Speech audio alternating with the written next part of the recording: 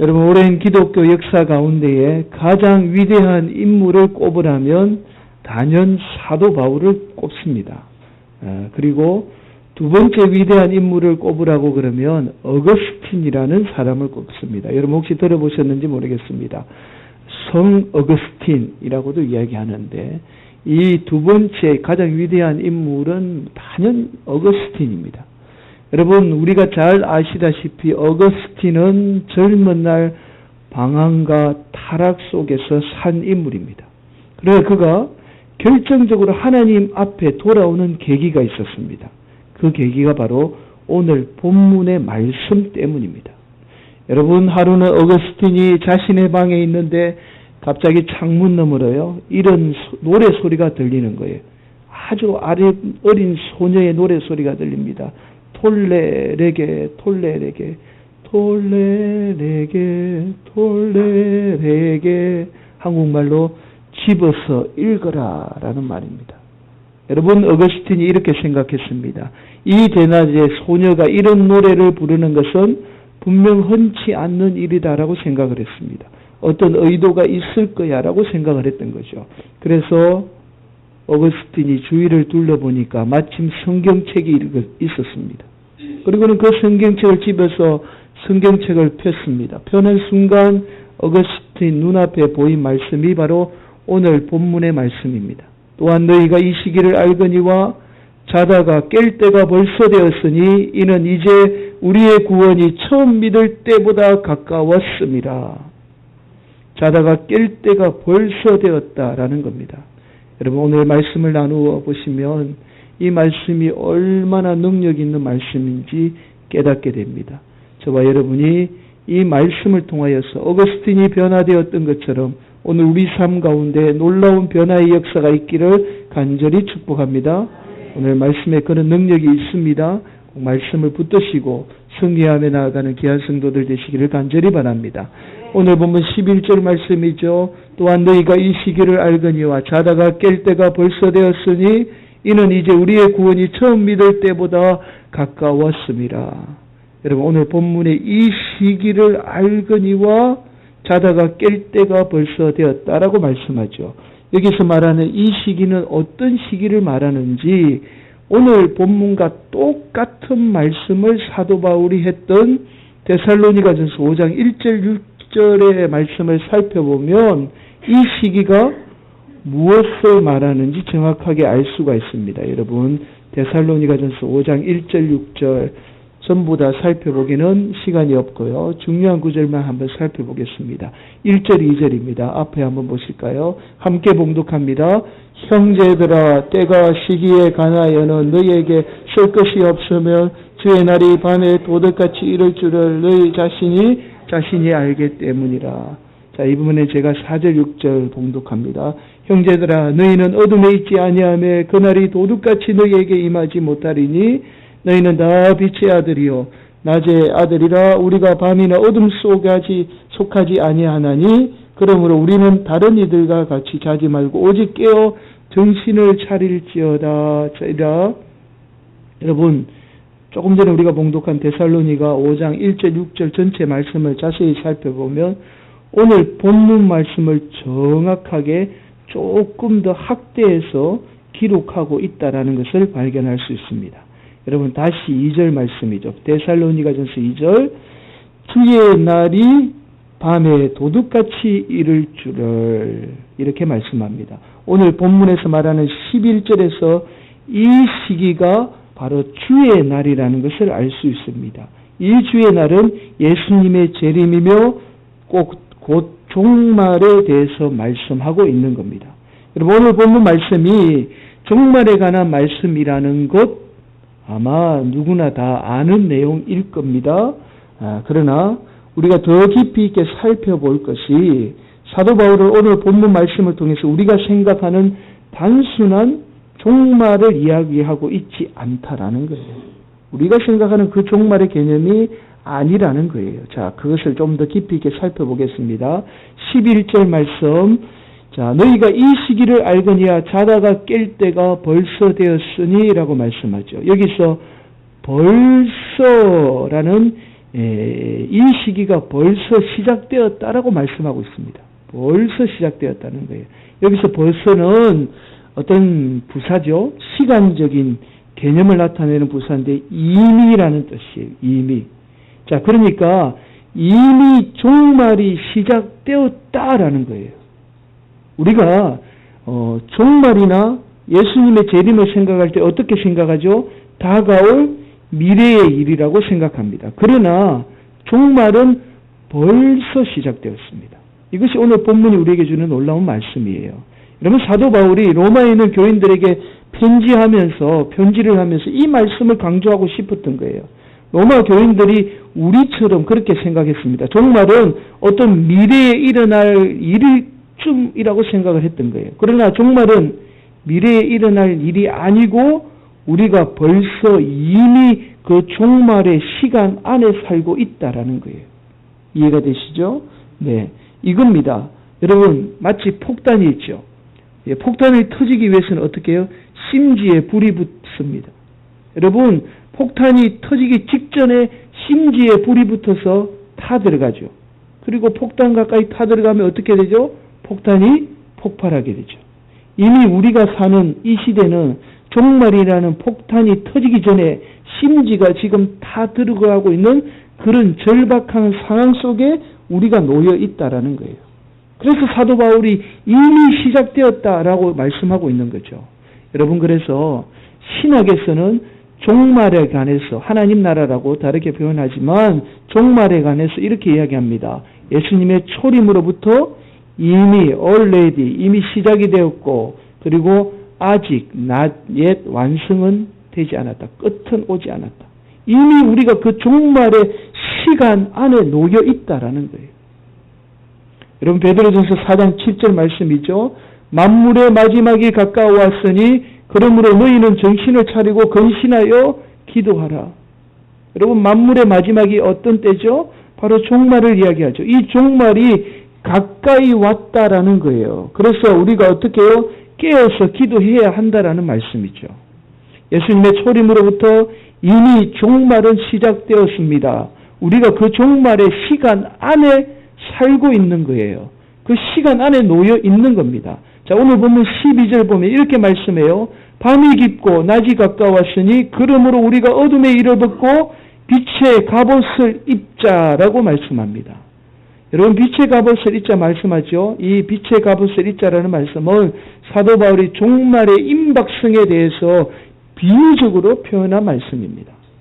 여러분, 전쟁터에는 대부분의 밤에는요, 대부분 소수의 보초백만 놔두고 대부분의 군인들은 다음날 전투를 위해서 충분하게 휴식을 취합니다. 휴식을 취할 때에 그냥 휴식을 취하는 것이 아니라 무거운 갑옷을 잠깐 내려놓고 그리고 무기를 가까이에 두고 휴식을 취하죠.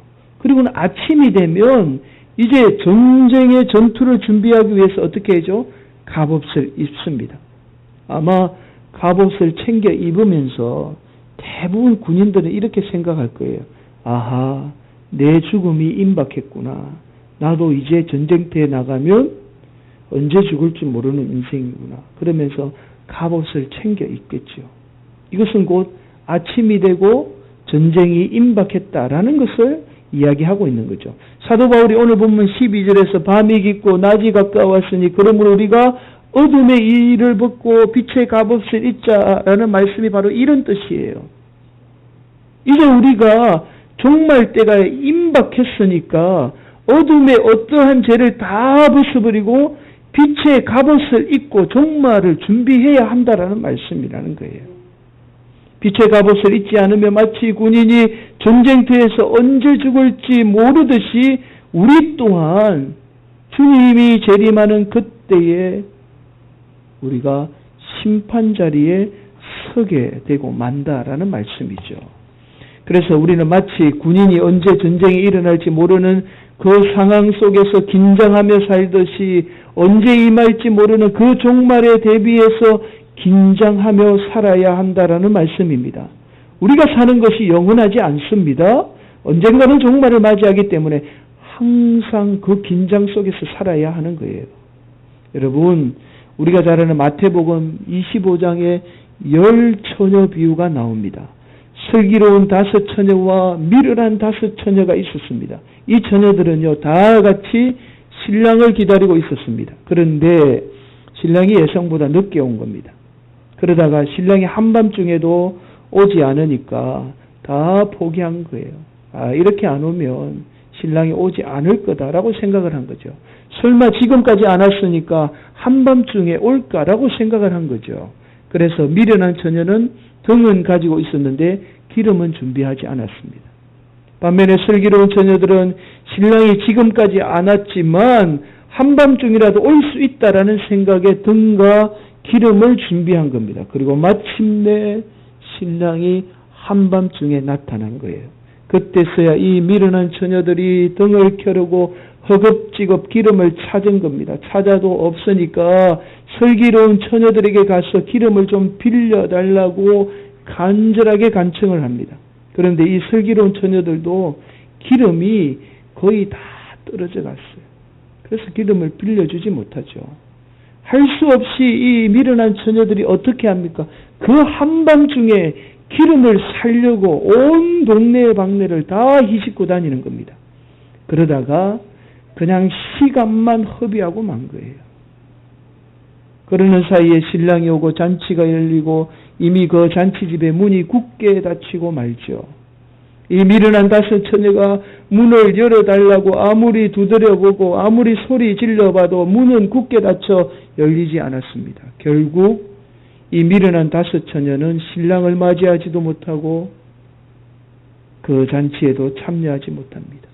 마태복음 25장 13절에 이렇게 말씀하죠. 그런즉 깨어 있으라.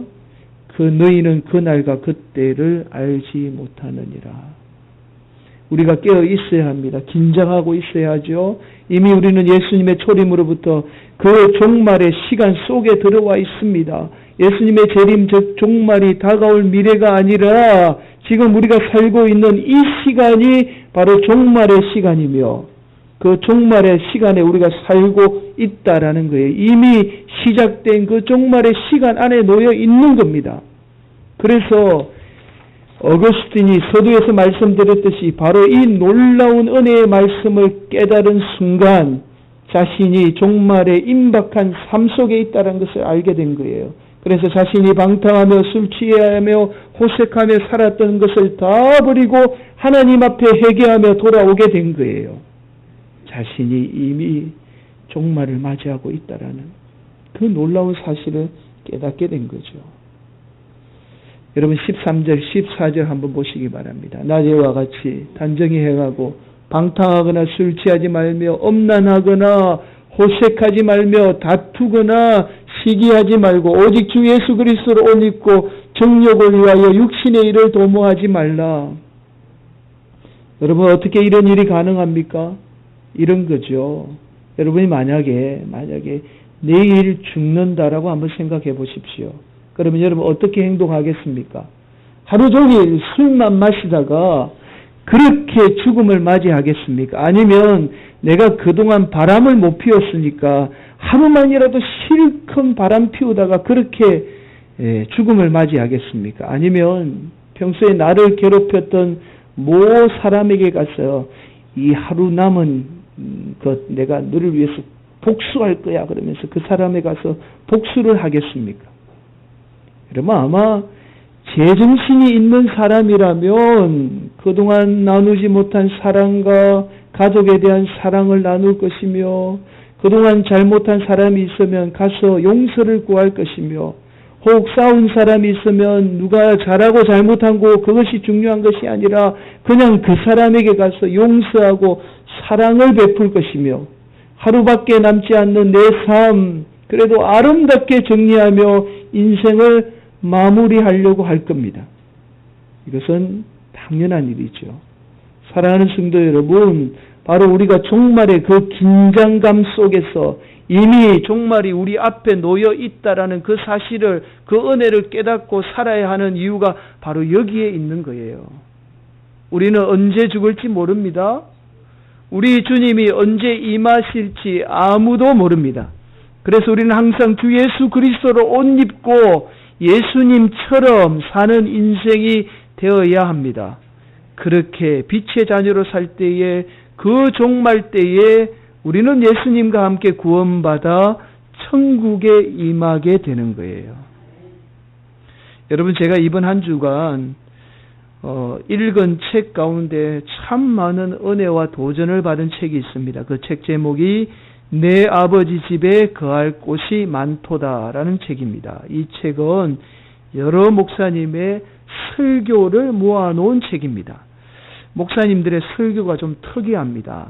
바로 목사님들이 자기 자녀들이 죽었을 때에 그 장례식에 자녀들의 죽음 앞에서 고통을 간직한 채 장례식에 설교한 설교를 모아놓은 책이에요. 그러니까 자기 자녀들이 죽은 그 자녀들의 장례식에 이 목사님들이 설교한 내용을 모아놓은 설교집이라는 거예요.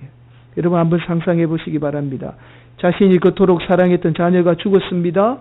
그러나 아버지이지만 목사로서 장례식을 주관해야 되고 설교를 해야 합니다. 얼마나 비통하겠습니까? 여러분, 여기에 나오는 자녀들의 죽음이 대부분 자녀들이 10대도 채 되지 않는 자녀들이 죽었고, 그리고 10대나 20대 초반의 안타까운 죽음 앞에서 목사님들이 설교한 설교의 내용입니다. 여러분, 10대, 20대가 자녀가 죽으면 대부분 어떻게 죽겠습니까? 평안하게 죽겠습니까? 아니면 질병이나 또 사고사를 통해서 엄청난 고통 가운데 그렇게 대부분 죽음을 맞이한 목사님들이 설교한 내용입니다. 여러분, 그 어린 자녀들의 여인 아버지의 심정이 얼마나 비통할까요? 그럼에도 불구하고 목사님들이 담담하게 하나님 말씀을 선포합니다. 그리고 자녀들이 반드시 하나님 품 안에 안겨 있을 그 소망을 바라보며 그 슬픔을 이겨내는 모습을 이 책은 이야기하고 있습니다. 여러분, 이 책 중에 하워드 헤딩턴 목사님이 22살의 아들 존 데이비드를 크리스마스 나흘 전에 자동차 사고로 잃고 그 장례식에 설교한 내용이 있습니다. 그 설교 내용을 그대로 여러분들에게 한번 읽어드리겠습니다. 1873년 이 목사님이 다른 사람의 아픔을 이야기를 하는 내용입니다. 1874년 스패포드라는 시카고 출신의 기독교인 변호사가 자신의 아내와 네 아들들을 뉴욕에서 빌 더 아브르라는 이름의 여객선에 태워 프랑스로 보냈습니다. 스태포드는 할 일을 처리한 후 가족들의 뒤를 따라 프랑스로 떠날 예정이었습니다. 빌 더 아브르호는 순조롭게 항구를 떠나 대서양을 건너던 중 그만 11월 21일 저녁 철갑선 로체노와 충돌에 타고 있던 승객 대부분이 사망하는 사고를 당했습니다. 스패포드의 부인은 로체노의 선원들에 의해서 구조되었으나 네 아이들은 모두 생명을 잃고 말았습니다. 구사 일생으로 유럽에 도착한 스패포드 부인은 남편에게 전보로 이 비극적인 소식을 전했습니다. 혼자만 구조됐음. 그 끔찍한 소식을 접하고 그날 밤 잠을 이루지 못한 스패포드는 고통 중에 절망 속에 기도했습니다. 먼 동이 밝아올 때 그는 친구 위틀 대령에게 이렇게 말했습니다. 항망한 일을 당할 때도 의지할 수 있는 주님이 계시다는 게 참 다행스럽네. 몇 주 후 그는 대서양 건너편에 슬픔에 잠겨 있을 부인을 만나기 위해 프랑스로 가는 배에 몸을 실었습니다. 그를 태운 배가 대서양 한복판 바로 네 아들의 목숨을 앗아간 지점에 이르렀을 때에 그는 갑판에 앉아서 찬송시 하나를 지었습니다. 이때 그가 쓴 시에 필립 블리스가 곡을 붙여 수많은 영혼들에게 용기를 불어넣게 되었고 오늘 저의 영혼에도 힘을 복돋아주고 있습니다. 내 평생에 가는 길 순탄하여 늘 잔잔한 강 같든지 건풍 풍파로 무섭고 어렵던지 나의 영혼은 늘 편하다.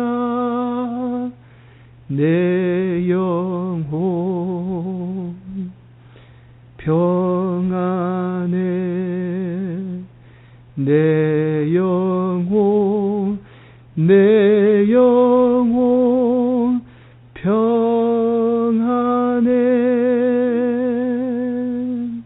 하워드 해링턴 목사님이 이 스패포드 변호사의 예화를 하신 후에 마지막 이렇게 성도들에게 말씀하죠. 사랑하는 성도 여러분, 지금 여러분에게 말씀을 전하고 있는 저는 힘겨운 시간을 보내고 있습니다. 그러나 여러분 인생이 깊은 물에 잠길 때에, 큰 풍파로 무섭고 어려울 때에 우리는 이 진리를 의지해 이렇게 말할 수 있습니다. 내 영혼 평안해. 제가 이 책을 다 읽은 날이 지난 목요일이었습니다. 여러분 지난 목요일 오후 5시쯤 여러분 기억하실 거예요. 갑자기 억수같이 소나기가 내리기 시작했습니다. 이 책을 거의 다 읽을 쯤에 한 통의 문자가 왔습니다. 데리러 와. 짧은 내용의 문자였습니다. 항상 짧은 내용의 문자는 저의 막내 아들로 온 문자입니다. 그래서 제가 답을 했습니다. 아빠 차 안 가지고 왔어. 긴 말 말고 데리러 와. 다시 문자가 왔습니다. 문자를 받고는 처음에는 제가 비가 오는 줄 모르고 왜 데리러 오라고 하지? 무슨 할 말이 있나라고 생각을 했습니다. 그런데 나중에 알고 봤더니 비가 억수같이 오니까 우산을 안 가지고 갔으니까 학원 마칠 쯤에 학원 앞으로 데리러 올라라는 거죠. 사실 저도 요즘에 걸어서 출퇴근을 합니다. 우산을 안 가지고 왔거든요. 그러나 제가 그 문자 한 통을 받고 그날 저는 억수 같은 비를 뚫고 걸었습니다. 제가 억수 같은 비와 이 비가 저를 걸음을 막지 못했습니다. 왜냐하면 내 사랑하는 아들과 함께 호흡하고 함께하는 것이 영원하지 않을 것이라는 것을 제가 너무나 잘 알고 있었기에 그날 저는 비 맞는 것이 즐거웠고 비 맞는 자체가 감사했고 행복이었습니다. 사랑하는 성도 여러분, 우리가 오늘 맥주 감사 주일을 지킵니다. 우리가 사는 이 세상이 영원하지 않기에 우리가 호흡하는 그 자체가 기쁨이고 감사입니다.